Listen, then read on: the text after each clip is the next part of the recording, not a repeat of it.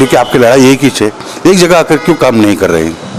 भाई साहब, एक अलग आदमी, एक नीचे के तबके का आदमी जो अपनी रोटी रोजी में परेशान है, वो तो अब तक आएगा नहीं ना। तो आपके पास कोई ऐसा सिस्टम क्यों नहीं बनाते हैं? क्या आपके लोग जाकर वैसे लोगों को तलाश करें और उन तक आपकी मदद पहुंचाए? क्योंकि आप टूरिज्म में पीएचडी कर चुके हैं और मैं समझता हूं कि महाराष्ट्र में पहले टूरिज्म में पीएचडी आपने की है शायद। हमारे शहर जो तारीखी शहर है, यहाँ पर स्मार्ट सिटी को लेकर बहुत सारा फंड्स है, बहुत सारे पैसे आए हैं। समझते सिर्फ गेट्स है, नहीं, हर गेट का एक डिफरेंट डिजाइन है और उसका पूरा आर्किटेक्चरल वो देखेंगे तो उसमें एक अलग खूबी है। मलिक अंबर के टाइम पे जिस तरीके से उसने प्लान आउट करके यहाँ का जो ड्रेनेज सिस्टम, यहाँ का जो वाटर सिस्टम, ये वर्ल्ड से लोग आके यहाँ पे देख के जाते थे, सीख के जाते थे। फ्रेश और साफ पानी मिलता था। आज हम अपने आप को इतना एडवांस और स्मार्ट सिटी की आप जो दुआएं दे रहे साहब, हमारे एरिया में 5 दिन में 6 दिन में एक बार नल आता है। आदाब अर्ज़ है, महाराष्ट्र न्यूज़ स्टूडियो के प्रोग्राम रूबरू में आपका इस्तकबाल है। नाज़रीन, जैसे कि आप सब जानते हैं कि हमारे मुल्क भारत में, हिंदुस्तान में तालीम को लेकर के जिस तरह की जागरूकता या जिस तरह का ख्वाहिशें होनी चाहिए थी माँ बाप की और बच्चे को पढ़ने वाले बच्चों की भी, उसमें कहीं ना कहीं बहुत बड़ी कमी है। और खुसूसन माइनॉरिटी का तबका जो इस मुल्क में रहता है, वहाँ पर तालीम को लेकर के आज भी थोड़ा अवेयरनेस हुआ है, लेकिन वो काफ़ी नहीं है। और उसकी कई वजूहत है, इकोनॉमिकली वजूहत है उसकी जो है तो हमारे जो समाज का जो सिस्टम बना है उसकी वो भी एक बहुत बड़ी वजह वहाँ पर होती है। खुसूसन हमारे लड़कियाँ कुछ आगे बढ़ रही है, लेकिन लड़कों में अभी भी वो रुझान पैदा नहीं हुआ है। पैसों को लेकर के, यानी जो तालीम का जो खर्च होता है, उस खर्च को लेकर के हम माइनॉरिटी में हमेशा कहीं ना कहीं प्रॉब्लम होते हैं, सवालात उठते रहते हैं। तालीम आसानी से हासिल हो, इसके लिए हुकूमतें मदद भी करती है और हुकूमतों की तरफ से बहुत सारी स्कीमात भी जारी होती है, लेकिन उस स्कीमात को आप तक लागू करने के लिए कोई ना कोई मध्यस्थ होना ज़रूरी होता है। कोई मिडिलमैन होना चाहिए जो आपको अवेयरनेस पैदा करे आप हम सब में, या हमको ये रास्ता बताए कि हम वो तालीम हासिल करने के लिए जो स्कॉलरशिप मिलती है वो कैसी और कहाँ से मिलती है। हमारे शहर के एक एनजीओ है और उसे चलाते हैं जनाब फिरोज खान साहब, जो आप सभी उनके नाम से बाखूबी वाकिफ़ है। माइनॉरिटी फ्रंट ऑफ इंडिया इस नाम से वो तंजीम है और इस तंजीम के तवस्सुस से उन्होंने कई माइनॉरिटी के मसाइल हल किए हैं। हाल ही में सबसे अच्छा काम जो इनकी तंजीम ने किया है, वो बच्चे जो तालीम हासिल कर रहे हैं उनको जो 25,000 रुपये हुकूमत की तरफ से स्कॉलरशिप मिलती थी वो 50,000 रुपये हो गई है। और वो उसके लिए फिरोज खान साहब ने बहुत मेहनतें की है। और अभी की हाल ही का एक किस्सा है कि जो हमारे हज के लिए जाते हैं या उम्र के लिए जो हमारे मुसाफिर जाते हैं, हमारे भाई बहन जाते हैं, तो वहाँ पर एयरपोर्ट पर उन्हें काफ़ी तकलीफ़ों का सामना करना पड़ता था। उन तकलीफ़ों को भी उन्होंने उनकी कोशिश से वहाँ के मैनेजमेंट है उसको दखल ली और बहुत अच्छी सुविधाएं वहाँ पे अब उपलब्ध की जा रही है। उनसे हम सब सवाल करने वाले हैं। फिरोज खान साहब, आपने हमें वक्त दिया उसके लिए बहुत बहुत शुक्रिया। सबसे पहले तो मुबारकबाद सर आपको कि आपने माइनॉरिटी के बच्चों की जो 25,000 फीस स्कॉलरशिप होती थी वो आपने 50,000 करवाई, यानी आपने मेहनत की उसको करवाने के लिए, उसके लिए। और ये किस तरह पॉसिबल हो सका? ये एक्चुअली जो डायरेक्टर ऑफ टेक्निकल एजुकेशन से हमारे जितने भी प्रोफेशनल कोर्सेस में, इंजीनियरिंग, डिप्लोमा और वगैरह में, ये फीस के लिए गवर्नमेंट की तरफ से माइनॉरिटी स्कॉलरशिप बोलकर 25,000 रुपये अलॉट होते थे। और कुछ 2-3 सालों से ये पैसा इंस्टॉलमेंट में देना शुरू किया था उन्होंने। और ये 12,000 बोल के फर्स्ट इंस्टॉलमेंट आ रहा था, फिर सेकेंड इंस्टॉलमेंट। तो इसमें कई बच्चों का ऐसा हो रहा था कि मैनेजमेंट उनको बैठने नहीं दे रही थी, एग्जाम्स में उनको अपीयर नहीं होने देते थे। वो बोलते थे कि भाई पहले आपके ड्यूज़ क्लियर कराओ। अब वो ड्यूज़ के चक्कर में कई बच्चों के पास अपने पैसे नहीं होते देने के लिए, क्यों तो ये फंड आता था उनके अकाउंट में, डायरेक्ट कॉलेज को नहीं जाता था। तो हम लोग डायरेक्टर ऑफिस पे और मिनिस्टर से कई बार वो करते थे कि साहब ये प्रॉब्लम आ रहा है। तो जब यहाँ पर हमारे इससे पहले की जो गवर्नमेंट थी उसमें सावंत साहब अपने मिनिस्टर थे हायर एजुकेशन, तो उनसे हमने पहली बार मिलकर इसका वो दिया कि साहब एक तो महंगाई दुनिया भर की हो गई है आप सिर्फ 25,000 दे रहे हैं और माइनॉरिटीज़ के लिए ही इतना कम है, जबकि आप SC ST में आप देखेंगे तो वहाँ आप उनको पूरी फीस अवेल करके देते हैं। तो आप हमको भी पूरी फीस दे दो, मैनेजमेंट को हमारे पास मत दो। तो बोले आप क्या चाहते हैं? मैंने बोला नहीं कुछ तो साहब 25 में क्या होने वाला है, हमको 50,000 कर दो। तो बोले ठीक है, आज तक कभी डिमांड ऐसी कुछ आई नहीं, तो फिर हम क्या करते थे, हम तो उसमें ही खुश थे। बोला नहीं सर, आज हम ये चीज़ के लिए आपसे डिमांड वो कर रहे हैं। फिर हमने अपने स्टूडेंट्स में भी ये चीज़ का अवेयरनेस क्रिएट किया कि भाई जब तक तुम आवाज़ नहीं उठाएंगे कोई तुम्हारी सुनने वाला नहीं है। फिर भी अपने पास के स्टूडेंट्स में उतना रिस्पांस नहीं मिला, हमने हमारी तरफ से ये मुहिम शुरू कर दी और हमने ये मेमोरेंडम उद्धव ठाकरे साहब भी जब यहाँ आए उनको पर्सनली मिलके दिया मैंने। उसके साथ साथ हमने एक डिमांड मांगी थी कि कैंसर पेशेंट्स का भी जो 1.5 लाख है वो बढ़ा के कम से कम 2.5 लाख किया जाए, तो वो भी ट्रीटमेंट के लिए सफिशिएंट नहीं होता है। और ये सारी चीज़ों के लिए माइनॉरिटी जो है सबसे ज़्यादा इफेक्ट होती है। क्यों? तो हमारे पास जॉबलेस लोग, हमारे पास कोई सुविधाएं नहीं है और घर के अंदर मेंबर ज़्यादा है, कमाने वाला एक है, तो इसका सबसे बड़ा इफेक्ट हम पे ये आता है कि हमारा एजुकेशन जो है वो मार खा जाता है, ड्रॉप आउट हो जाते हैं डायरेक्ट। कई हमारे पास आप अगर एडमिशन्स अगर देखेंगे फर्स्ट में, तो हमारी कम्युनिटी का परसेंटेज आप देखेंगे तो अच्छा खासा जाएगा, 15-20% तक चले जाते हैं जो प्राइमरी एजुकेशन के अंदर आते हैं। और जहाँ से प्राइमरी खत्म होकर सेकेंडरी एजुकेशन में आते हैं वो परसेंटेज हमारा आके फिर 4% पे आ जाता है। और वहाँ से जैसे जैसे एक एक स्टेप बढ़ते जाता है और खर्चा बढ़ते जाता और बच्चा बढ़ते रहता है, तो माँ बाप वहाँ पे हिम्मत हारते रहते हैं। और बाद में जैसे ही वो 14-15 मैट्रिक के पास आ जाता है वो बोलते बस हो गया, अब कहीं ना कहीं लग जा, कहीं दुकान में लग जाओ या कुछ और जो भी छुटपुट धंधों में, इसमें तालीम से दूर हो जाता है। तो इसलिए जितना रोड साइड जो भी कारोबार है वो सिर्फ माइनॉरिटीज़ के लोग दिखेंगे आपको। तो आज हमको ये था कि एनकरेज करने के लिए उनको सबसे पहले फाइनेंशियल स्टेबिलिटी दो, जहाँ पे उनका जो डर है कि पैसा नहीं है तो हम क्या करेंगे आगे। तो आज इस वजह से और ये गवर्नमेंट की हेल्प की वजह से हमारा कुछ परसेंटेज अच्छे खासा लेवल पे बढ़ा है। और इसके तहत अभी हम लोगों ने एक मुहिम शुरू किया था कि जो गवर्नमेंट की पॉलिसीज़ थी और ये स्कॉलरशिप्स है, हमने इसको नज़र में रखते हुए हमने कुछ गरीब बच्चे जो यतीम हैं, जिनकी पेरेंट्स होटलों में काम कर रहे हैं और जिसके ज़्यादा बच्चे और वो नहीं कर सकते, कुछ रिक्शा चला रहे हैं, ये है, तो ऐसे कुछ बच्चों को जो मैट्रिक में अच्छे परसेंटेज लाए हमने बाज़ाब्ता पेपरों में देकर, आज मेरे पास ज़्यादा नहीं तो भी 30 बच्चों को मैं पढ़ा रहा हूँ। और यही फॉर्मूले पे हमने किए थे कि भाई 25,000 गवर्नमेंट से आएंगे, रहा सवाल और 25 का तो कुछ मैनेजमेंट से बात करके कुछ डिस्काउंट करा के फिर बाकी का अमाउंट हम लोग फेस कर लेते थे। तो आज उसके तहत कई बच्चों ने डिप्लोमा कंप्लीट किया, डिप्लोमा करके हमने उनको फिर इंजीनियरिंग सेकेंड ईयर में दिया। फिर वही सेम फार्मूला में अब यहाँ का जो हाईटेक कॉलेज है, MIT है, कुछ JNEC में है और कुछ तुम्हारे अक्कल कुएं में है, तो ऐसे हमारे कुछ 15 बच्चों ने डिग्री कंप्लीट किया और कुछ अभी पढ़ भी रहे हैं। हर साल आपका 30 बच्चों का टारगेट है फिलहाल? स्टार्ट में तो सब हमारा 1 के ऊपर मैंने शुरू करा था और वो बढ़ते बढ़ते 10 पे आया और अब अल्हम्दुलिल्लाह 30 हुआ है। सर, माइनॉरिटी में वैसे भी काम करने वाले पढ़े लिखे लोग का कमी नज़र आते हैं। आप बाज़ाब्ता टूरिज्म में PhD है, डॉक्टर फिरोज खान साहब है, आपका जो प्रेजेंटेशन होता है या आपका जो बोलने का तरीका होता है तो जाहिर है कि कहीं ना कहीं वो हुकूमत पर या हुकूमत में बैठे हुए लोगों पर, ऑफिसरों पर असर करता है।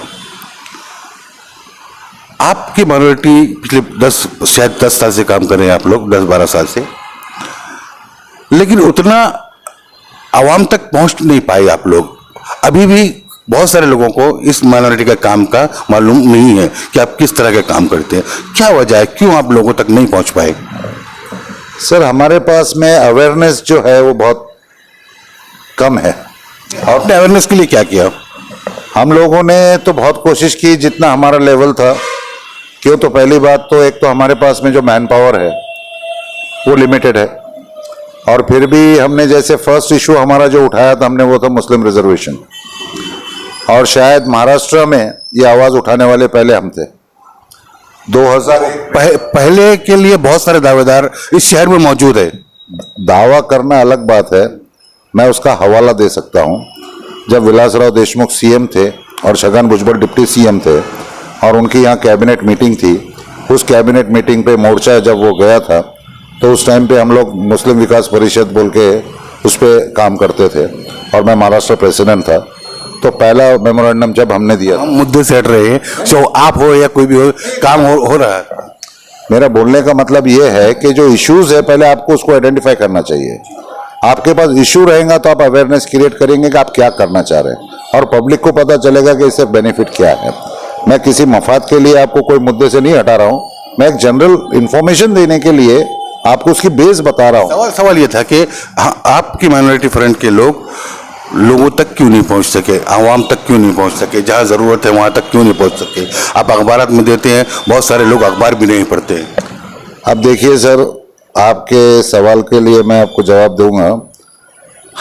हमारी जो ये एजुकेशन लाइन है, मैं इसके लिए कई कॉलेजेस में कॉर्नर मीटिंग्स कंडक्ट किया। स्टूडेंट्स को मैं खुद गैदर करके उनको इसके बारे में बेनिफिट्स बताता हूं कि और अपने तरफ से जब तक हम नहीं मांगेंगे तो हमको कुछ नहीं मिलेगा। और आपको जब यूनाइट होकर अगर आप कोई चीज़ रिप्रेजेंट करेंगे तो उसका एक तरीके से आपको कोई चीज़ हासिल हो सकती है और इसके लीगल कुछ स्टेप्स होते हैं। तो मैं ये अवेयरनेस क्रिएट करने के लिए तकरीबन हर कॉलेज में जाकर वहाँ बच्चों को जमा करके कॉर्नर मीटिंग्स लेता था। पहले ये लोगों को मैं रिजर्वेशन क्या चीज़ है ये समझाता था। लोग मुझे ये समझते थे बोल के कि अगर हमारा वेटिंग लिस्ट टिकट है ट्रेन का तो हमको कंफर्म रिजर्वेशन मिलेंगे। हमारी कौम को रिजर्वेशन मतलब सिर्फ बस या ट्रेन के रिजर्वेशन और टिकट निकालने को ही रिजर्वेशन समझते थे। उनको ये नहीं पता है कि हमको ये रिजर्वेशन से एजुकेशनली, फाइनेंशियली या जॉब्स के लिए, इकोनॉमिकली इसमें हमको कोई बेनिफिट्स मिलते हैं या इसमें हमारा कोई हक है। तो वो चीज़ से अवेयरनेस ही नहीं था लोगों का। तो यहाँ पे हमने लोगों को अवेयर करने के लिए कई कॉर्नर मीटिंग्स लिया मैंने। कॉर्नर मीटिंग ली, मैं उसका गवाह हूँ। आप है, शेख मसूद है, क्योंकि आपकी लड़ाई एक ही है, एक जगह आकर क्यों काम नहीं कर रहे हैं? भाई साहब, ये जो मुस्लिम रिजर्वेशन का जो इशू था, इसके लिए हमने इससे पहले जब ये मराठा आरक्षण का देखकर, उनकी तादाद देखकर वो लोगों में एक उत्सुकता और अवेयरनेस ज़्यादा आई और वो जिद में कि वो कर रहे तो हम करेंगे, तो उस चक्कर में वो तो आप रिसेंटली देखे ही है, एक 10 साल में। मगर हम लोग का जब काम करने का वो था तो जब ये इवन सच्चर कमेटी की रिपोर्ट पब्लिक डोमेन में नहीं आई थी और जब हमने शुरुआत ली है इसकी तो विलास राव खुद हैरान हो गए थे जो वो मेमोरेंडम देख के कि भाई ये डिमांड बहुत एक स्ट्रांग वो दिख रही है। हाँ, जायज़ है, पर आज तक इस चीज़ के ऊपर किसी ने बात ही नहीं किया। और ये जो हमने शहर में जो यूनाइटेड होकर ही ये जो मोर्चा निकला था मुस्लिम आरक्षण का, तो उसमें हम लोग सब साथ में ही थे। क्या हुआ साहब, अभी तक आपकी लड़ाई इतनी लंबी चली है, क्यों रिजर्वेशन कहाँ अटका हुआ है? इसमें सर हमारे पास लीडरशिप के lack of leadership and proper bargain नहीं हुआ है। और हमारे कुछ लोगों ने जब ये इसका मौका था तो जिसको सो कॉल्ड लीडर्स और रिस्पॉन्सिबल पर्सनालिटीज़ थी वो थोड़े खामोश हो गए। और इसमें जैसे हम लोग देखते हैं कि भाई कोई पॉलिटिकल हैवी वेट चाहिए, एमपीज चाहिए या मिनिस्टर्स चाहिए, जैसे आज मराठा आरक्षण के लिए पूरी महाराष्ट्र कैबिनेट के लोगों का पार्टिसिपेशन था। हमारे पास जो कर रहा है वही कर रहा है, उसको ऊपर से किसी का सपोर्ट नहीं है और सब लिमिटेड लोग हैं हमारे पॉलिटिक्स में तो, और उन पे पावर भी नहीं है। वो सिर्फ डिस्ट्रिक्ट डिवीजन की अध्यक्षता की पोस्ट है या कोई एक नॉर्मल कोई बोर्ड की या इसकी पोस्ट है जिसके अंदर कोई पावर्स उतने नहीं होते हैं। तो इसलिए हमारी आवाज़ को सुन के अनसुनी कर दिया जाता है। अब जैसे गवर्नमेंट ने जो पॉलिसी लिया था, आंध्रा में हुआ, इधर हुआ, 5% तो दिया। महाराष्ट्र गवर्नमेंट ने 5% मराठा को देकर मुस्लिम को वहाँ भी विड्रॉ कर दिया था। तो हमारे पास अगर स्ट्रॉन्ग उसका एजुटेशन होता तो फडणवीस साहब जब थे तो वो टाइम पे भी हमको महाराष्ट्र में मिल सकता था। मुझे सवाल यही पूछना है कि हमारे पास यूनाइट नहीं हो रहे, जैसे कि आप भी कह रहे हो, हम लोग देख भी रहे हैं, सब अपनी अपने तरीके से इस ये जंग लड़ रहे हैं जो कामयाबी अभी तक नहीं मिल सकी है। क्या वजह है? अगर आपकी हद तक मैं बात करूं तो आपके इतना अच्छी सोच है, आप इतने अच्छे, आपके पास प्रोग्राम है माइनॉरिटीज़ के लिए, आपके साथ लोग क्यों नहीं जुड़ते हैं? क्या कहीं ना कहीं आपका नेचर इसमें आड़े आता है? ऐसा कुछ वो नहीं है सर, क्यों तो इसमें हमारा तो कोई बेनिफिट है नहीं। कौम के लिए करना है या खिदमत खल्क है।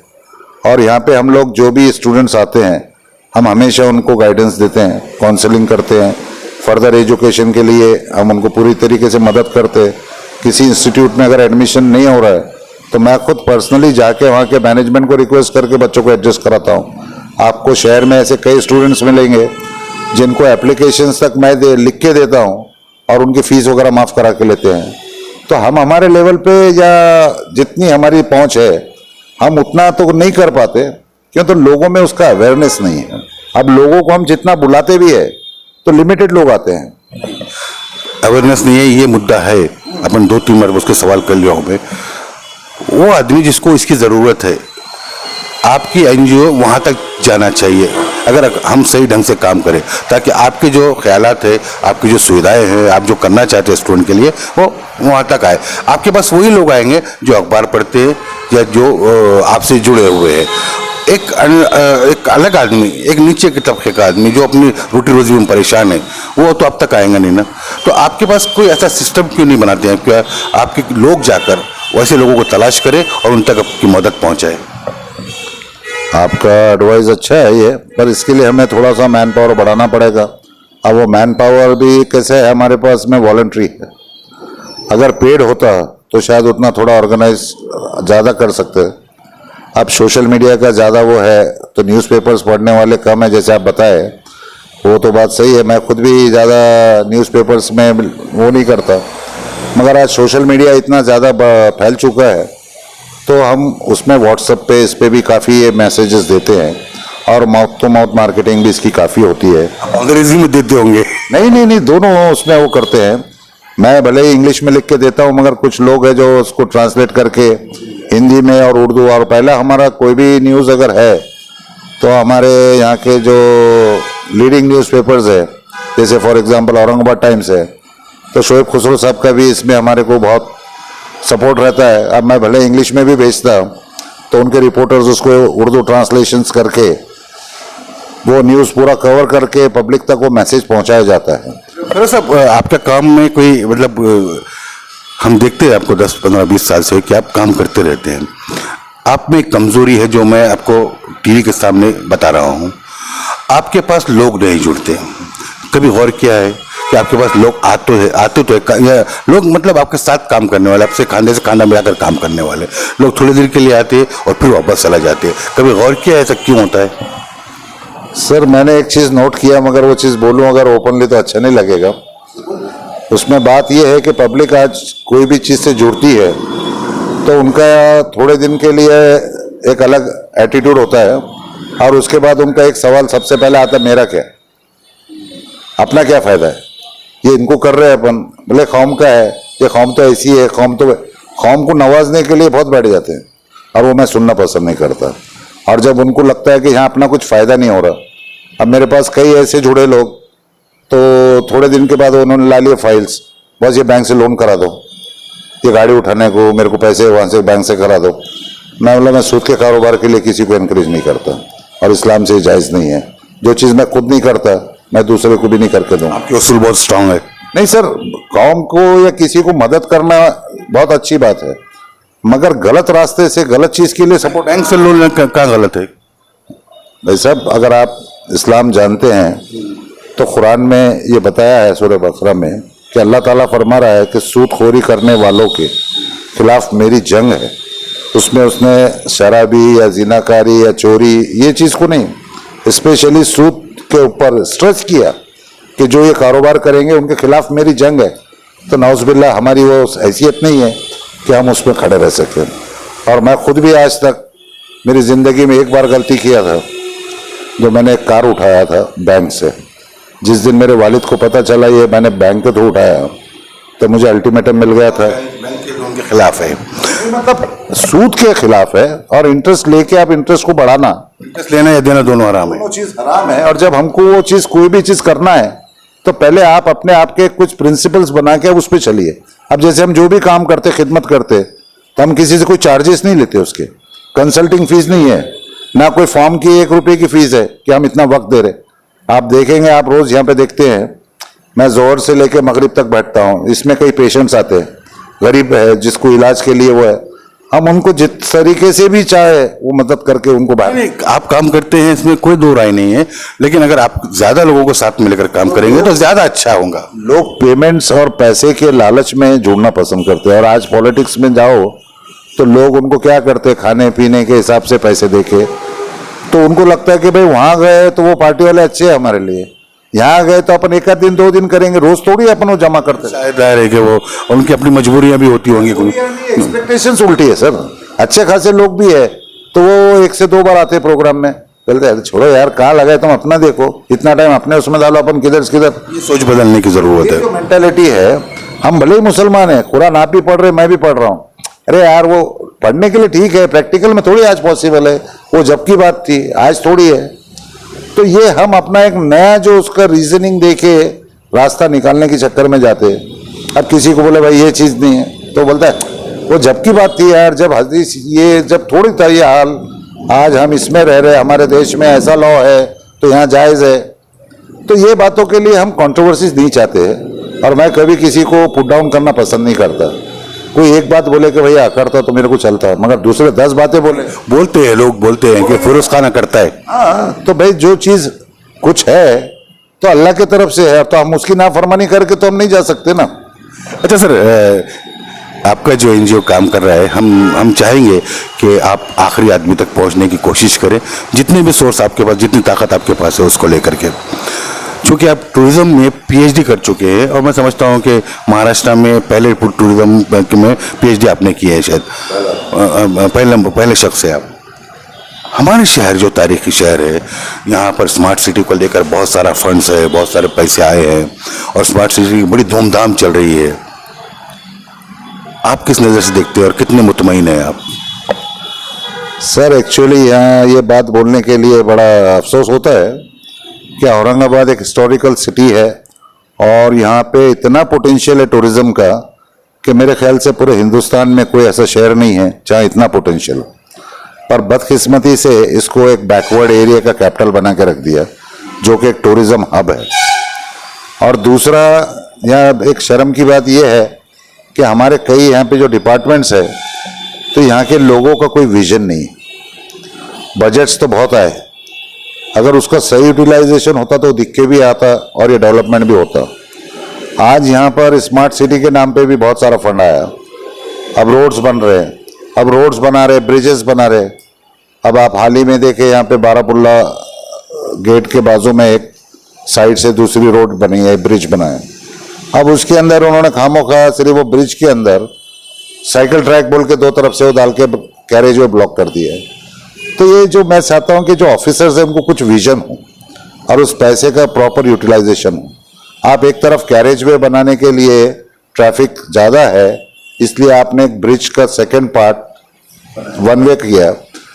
अब आप उसके अंदर 2 साइकिल ट्रैक डाल रहे, तो बीच अगर ये साइकिल ट्रैक कहाँ से आ गया?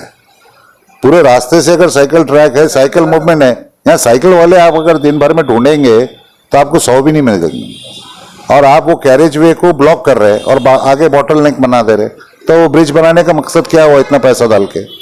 उसी तरीके से आज ये पंचक्की है, हिस्टोरिकल वो है मॉन्यूमेंट, उसका दरवाज़ा जो है महमूद दरवाज़ा 1 साल के ऊपर हो गया, और उससे भी पहले कई दिन तक उसको गेटर डाल के रखा हुआ है। वहाँ क्या क्लीनलीनेस है देखिए आप। मैंने इससे पहले कॉरपोरेशन में कई बार वो करके वो रोड बनाने लगा, वो रोड बनी नहीं तो बाद में थोड़े दिन में फिर खराब, और वहाँ पार्किंग का स्लॉट नहीं है। सिर्फ यही नहीं, कई सारे टूरिज्म प्लेसेस पे आप ये जितना हेरिटेज बोलते हैं, ये जितने गेट्स है आज दिन ब दिन कम होते जा रहे हैं। ये गेट्स के अंदर कोई अगर टूरिस्ट जाना चाहे तो वहाँ पे साफ सफाई नहीं है। वहाँ पे अगर वो गाड़ी खड़े करना चाहे गाड़ी में से उतर के, तो वहाँ पार्किंग नहीं है। अगर वो वहाँ पे रुक के अगर बैठ के कुछ फोटोज लेना चाहता है, वहाँ बैठने के लिए कोई जगह नहीं है। और वहाँ पे कोई इन्फॉर्मेशन साइन बोर्ड्स नहीं है कि भाई गेट की हिस्ट्री क्या है, ये जो नाम है ये नाम क्यों है। जबकि आपकी मालूमात के लिए मैं बता दूँ, हर गेट का आर्किटेक्चर जो डिज़ाइन है वो डिफरेंट है। लोग समझते सिर्फ गेट्स है, नहीं, हर गेट का एक डिफरेंट डिज़ाइन है, और उसका पूरा आर्किटेक्चरल वो देखेंगे तो उसमें एक अलग खूबी है, और उसके पीछे उसके नाम की एक हिस्ट्री है, और उसका आइडेंटिफिकेशन उस हिसाब से है। तो आज वो चीज़ यहाँ कितने लोगों को मालूम है, जबकि हम औरंगाबाद शहर में रहते हुए रात दिन उस रास्ते से गुजर रहे, उस गेट से गुजर रहे। अगर मैं पूछूंगा आपको ये रंगीन दरवाजे को रंगीन दरवाजा क्यों बोल रहे, उसको दिल्ली दरवाजा गेट क्यों बोल रहे, इसको मकई गेट क्यों बोल रहे। आपने पहल की कि भाई जो जिम्मेदार अफसरान हैं उन तक पहुंचकर ये बातों को उनके ध्यान में ला के दिया आपने? आपकी मालूमात के लिए मैं बता दूं, मेरे को 2010 में कॉरपोरेशन से एक लेटर आया था और मेरे से उन्होंने डॉक्यूमेंट 2020 का औरंगाबाद क्या हो 2010 में, तो उस टाइम के ऑफिसर्स सिटी इंजीनियर्स ने उन्होंने मेरे को रिक्वेस्ट किया था कि हमारा कॉरपोरेशन का जो है डॉक्यूमेंट 2020 वो हम चाह रहे रिप्रेजेंट करना, तो आप टूरिज्म के हैं तो आपसे वो होना। तो मैंने उस टाइम पे ये सारी चीज़ें उस टाइम के ऑफिसर्स के हाथ में दिया था कि औरंगाबाद में क्या क्या होना चाहिए और ये टूरिज्म हब किस तरीके से मेंटेन करना चाहिए, और इसमें कॉरपोरेशन एक बहुत इंपॉर्टेंट रोल प्ले कर सकता है। क्यों, तो बहुत कम कॉरपोरेशंस ऐसी है जहाँ पे इतना बड़ा हिस्टोरिकल एसेट है, और आज औरंगाबाद में जो ये एसेट है इससे कॉरपोरेशन यहाँ के हमारी लोकल आवाम को जॉब्स प्रोवाइड कर सकता है, सेल्फ एम्प्लॉयमेंट हो सकता है, स्मॉल स्केल इंडस्ट्रीज प्रमोट हो सकती है, हैंडीक्राफ्ट इंडस्ट्री प्रमोट हो सकती है, और ये जितने भी कॉरपोरेशन लिमिट्स में टूरिज्म साइट्स है इसके लिए टूरिस्ट बसेस कॉरपोरेशन रन करके एक अच्छा रेवेन्यू क्रिएट कर सकती है। टाउन हॉल जैसी जगह जो एक बहुत अच्छा स्ट्रक्चर, अगर आप अंदर जाके देखिए, it is one of the tourist places. अब उसका यूटिलाइजेशन इतना पैसा डाल के उसको उन्होंने रिपेयर किया था, आज क्या यूटिलाइजेशन, तो वो उसको लॉक मार के रखा हुआ और इधर से पीछे भी इतनी जगह है उसके लिए, तो उसको एक प्रॉपर यूटिलाइजेशन में लो। मैंने उसके लिए भी कुछ प्रपोजल्स दिया था, मैंने बोला था आपने क्यों नहीं होता आपके प्रपोजल पे? भाई सब ऑफिसर्स बोलते अपना क्या, यहाँ हर जगह आके मेरा क्या, वो हर जगह अपना पर्सनल जो इंटरेस्ट आके क्वेश्चन मार्क आता है वो अपन सेटिस्फाई नहीं करते। मैं ना रिश्वत देना पसंद करता हूँ, ना मैं किसी से कोई चीज़ गलत नाजायज़ चाहता हूँ, और अनड्यू फेवर्स में चाहता नहीं हूँ। और जब आप जो चीज़ ज़्यादा रूल्स रेगुलेशंस पे और अपने प्रिंसिपल्स पे चलते हैं तो आज वो लोग कम मिलते हैं, उन्हें लोग अकड़ू कहते हैं। अब उनकी सोच वैसी है, अपन उसको नहीं बदल सकते। अब एक घर में 4 भाई है तो 4 भाई के दिमाग अलग अलग होते हैं, तो आप जो सोच रहा है अपना कंट्रोवर्सी करने की आदत नहीं है। मैं जहां तक जो चीज़ अच्छी कर सकता हूं वो करके निकल जाता हूं। आई डोंट केयर कि भाई कौन क्या बोलते बैठा है, अगर वो सोचते बैठेंगे तो फिर करेंगे कौन।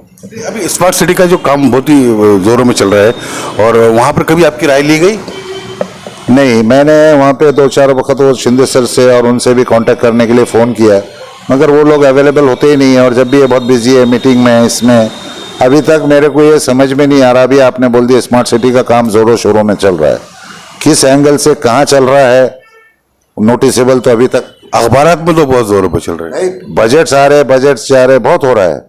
अब जैसे फॉर एग्जांपल ये अजंता एलोरा केव्स के ऊपर विजिटर सेंटर्स बने थे, और उस टाइम पे गवर्नमेंट ने, इंडियन गवर्नमेंट ने जापानीज इंटरनेशनल एजेंसी से फंडिंग्स हुई थी, और इसका डेवलपमेंट का काम हुआ बिकॉज ये एक बुद्धिस्ट सर्किट का बहुत बड़े केव्स है ये, और बुद्धिस्ट कंट्रीज इसके लिए काफ़ी इंटरेस्टेड थे। तो उन्होंने इंडिया का अपना ये इंफ्रास्ट्रक्चर बिल्डअप करने के लिए इस रीजन के लिए उस टाइम पे 300 करोड़ के ऊपर पैसा दिया था। उसके बाद phase wise phase 1 phase 2 development का वो था। फेज 1 हुआ, ये 150 करोड़ रुपया ये विजिटर सेंटर्स के ऊपर लगाया गया आज तक, और आज उस विजिटर सेंटर से क्या प्रमोशन हुआ है, तो उस विजिटर सेंटर्स को ताले पड़े हुए हैं।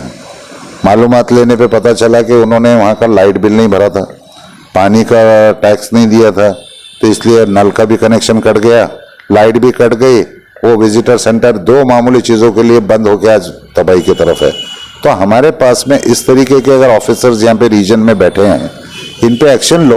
और आवाम भी खामोश हो जाती है, आवाम में भी अवेयरनेस नहीं है जिस तरीके का होना चाहिए था उस तरीके का। सब कुछ चीज़ें ऐसी होती है कि बोल बोल के देख देख के ना लोगों को एक आदत सी पड़ जाती है, तो बस आदी हो गया। और तुमको अगर वो चीज़ नहीं रही तो तुमको बेचैनी हो रही है, ये ऐसा क्यों हो रहा। कोई अच्छा करने जाता है तो बोले इन्हीं क्यों कर रहा है, इसका क्या फ़ायदा है। मीन्स लोग उस चीज़ के आदी मतलब जहांगीर बदलने की जरूरत है। जैसे आज औरंगाबाद को अगर आप टूरिज्म पॉइंट ऑफ व्यू से अगर देखा जाए, तो जैसे आज आप चंडीगढ़ का नाम लेते हैं वेल प्लान्ड सिटी, ग्रीनरी के लिए, हर हाइजीनिक उसके लिए। औरंगाबाद भी वैसे ही रहना चाहिए था। क्यों? तो यहाँ पे जनरल मलिक अंबर के टाइम पे जिस तरीके से उसने प्लान आउट करके यहाँ का जो ड्रेनेज सिस्टम, यहाँ का जो वाटर सिस्टम, ये वर्ल्ड से लोग आके यहाँ पे देख के जाते थे, सीख के जाते थे कि 500 साल पहले यहाँ पे 24 घंटे शहर के हर कोने में आपको फ्रेश और साफ पानी मिलता था। आज हम अपने आप को इतना एडवांस और स्मार्ट सिटी की आप जो दुआएं दे रहे, सब हमारे एरिया में 5 दिन में 6 दिन में एक बार नल आता है, और वो भी थोड़ी देर के लिए आता, कभी काला कभी सफ़ेद, किस कलर का पानी आता है उसका भी कोई सफाई नहीं है। तो आज हम अपने आप को स्मार्ट सिटी बोल रहे हैं। मैं तो सब बोलता हूँ कि स्मार्ट सिटी पहले था जो 500 साल पहले, और उसलिए लोग वर्ल्ड के कोने कोने से आके यहाँ स्टडी करते थे कि व्हाट इज दिस नहर system, without electricity, without pumps, without motor, without police, how it is possible that 24/7 city के हर कोने में पानी पहुंच रहा है। इतना बड़ा पंचक्की का आप वो जो देख रहे हैं, आज भी वो देखने में मिलता है। एक फ्लोर मिल, बाबा साहब मुसाफिर का लंगर चलता था, कई गरीबों का पेट भरता था, तो वो कौन पीसेगा, लेबर कौन करेगा? तो उन्होंने वो वहाँ पे चक्की वो पानी के जोर पे चलाई, और आज वो एक मिसाल है। तो मतलब हम आज स्मार्ट सिटी की जब बात कर रहे हैं, तो आपके पास ऐसे कोई स्मार्ट प्रोजेक्ट दिख रहा है कहीं? आपके पास कोई स्मार्ट लीडर भी कहाँ पैदा हुआ सर? लीडरों की अगर हम बात करेंगे तो हमारे पहले एमपी साहब जो थे 20-25 साल तक, उन्होंने भी उस पर ध्यान नहीं दिया, और इत्तेफाक से आज जो मौजूदा एमपी है वो भी ध्यान देते हुए नजर नहीं आ रहे। देखिए साहब, लीडरों से आपको ज़्यादा एक्सपेक्टेशन रखना, यही काम कर सकता है ना हुकूमत का काम। तो पहले आप लोगों को लीडर से अगर आप एक्सपेक्टेशन करते हैं तो आप लीडर चुनते वक्त आपका एक्सपेक्टेशंस उसमें करने की सलाहियत अगर है तो आप आगे बढ़िए।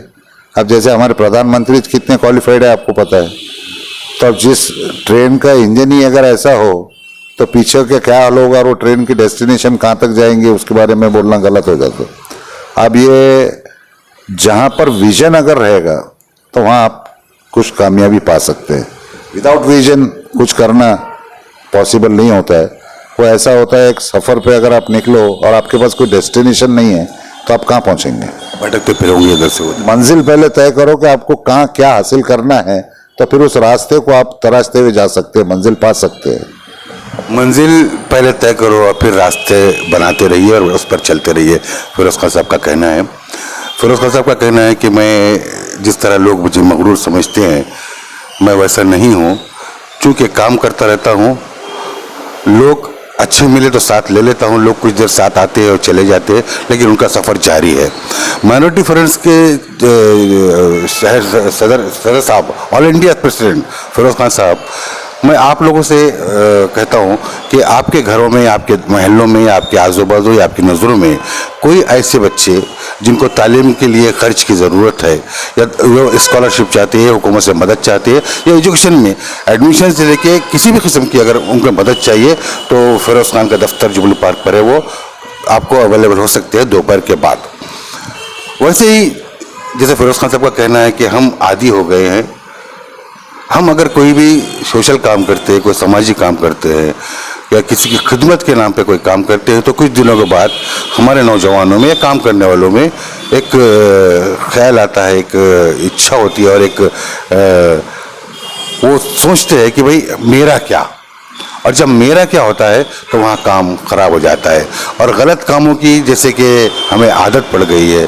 जिस तरह की इन्होंने मिसालें दी कि स्मार्ट सिटी के नाम पर सेंटर्स बने हैं और आज ताले पड़े हैं, बिजली नहीं है, नल का कनेक्शन नहीं है, लेकिन किसी की आवाज़ नहीं उठ रही है। स्मार्ट सिटी के अफसरान से गुजारिश है कि आप शहर के ऐसे लोग जो तारीख जानते हैं, जो पढ़े लिखे हैं, जिसने तारीख की किताबें लिखी है, जिसने पीएचडी की है, उनको अगर साथ लेकर इस शहर की तरक्की के लिए कुछ काम करें तो मुमकिन है कि आप जो सोच रहे हैं उससे कहीं ज़्यादा हो जाए। मेरा एक छोटा सा सजेशन है आपके इस चैनल के ज़रिए कि जैसे हम रोड्स के ऊपर आज सबसे ज़्यादा बजट वो हो रहा है शहर के, तो आप ये रोड्स के ऊपर जितने भी साइनेजेस देखिए, ये साइनेजेस कोई मायने या मैसेज नहीं दे पा रही है, और यहाँ एडवर्टाइजमेंट्स ज़्यादा उस पर लग रहे हैं और डेस्टिनेशन और इन्फॉर्मेशन कम है। तो अगर स्मार्ट सिटी के ज़रिए सबसे पहले आप रोड्स और रोड सेफ्टी पे ज़्यादा ध्यान दें, ताकि एक्सीडेंट्स जो हो रहे हैं ये ज़रा बंद हो जाए या कम हो जाए। और जो टूरिस्ट डेस्टिनेशंस के लिए टूरिस्ट अगर पैदल जाते हैं, यहाँ पे अक्सर आप देखते हैं, तो वो साइनेज फॉलो करते करते वो डेस्टिनेशन तक पहुँच सके, उस तरीके की साइनेजेस बनाए। और जगह जगह जहाँ भी टूरिस्ट डेस्टिनेशन है, शॉपिंग एरियाज है, इनके पास पार्किंग स्लॉट्स का पहले आप इंतज़ाम करिए। यहाँ पे पार्किंग स्लॉट नाम की चीज़ कहीं भी दिखती नहीं है पूरे शहर में। आप चाहे किसी भी एरिया में जाइए और आपको कुछ भी अगर खरीदना है तो आपकी गाड़ी लगा के आप दुकान में जाइए, हॉर्न मारता बोलते गाड़ी हटाओ, पुलिस वाले आते लॉक कर देते आपकी गाड़ी। बड़ा मसला है, बड़ा इसलिए स्मार्ट सिटी के लिए सिर्फ स्मार्ट सिटी का प्रोपेगेंडा मत होने दो, उसको प्रैक्टिकली पब्लिक को फील करने लगाओ। इसी तरह के सजेशन आपको मिलेंगे। जो मैंने कहा हूँ स्मार्ट सिटी के जो जिम्मेदार अफसरान हैं उनसे, कि इस तरह की छोटी छोटी सजेशन आपके बहुत काम आएंगे।